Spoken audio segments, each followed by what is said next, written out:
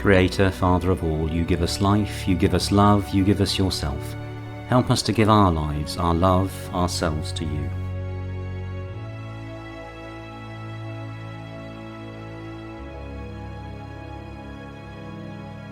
One day, during the early days of the Salvation Army, a stranger called at their headquarters and asked to see Mr. Bramwell Booth. On being shown into Mr. Booth's office, he sat down at the desk, took his chequebook from his pocket and wrote a cheque for £1,000. Mr. Booth was, of course, delighted, but he was also surprised and puzzled.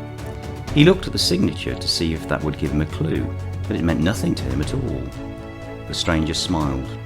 "No," he said, "you don't know me." "Then why?" began Mr. Booth, indicating the cheque. "It was like this," interrupted the stranger. "The other day I was walking down Aldersgate Street and I saw a costermonger loading scrap iron onto a barrow.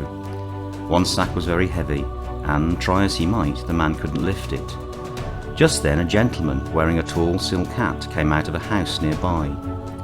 He saw the costermonger struggling with his load and went straight to his help. Between them they managed to hoist it onto the barrow, and then, with a smile and a friendly word, the gentleman walked on. I asked a policeman if he knew who the Good Samaritan was. He told me it was General Booth.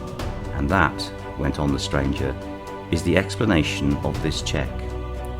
If that is the sort of thing the Salvation Army stands for, I count it a privilege to help." Let us pray. Help us, O Lord, to bear one another's burdens, and so fulfill your law. Amen.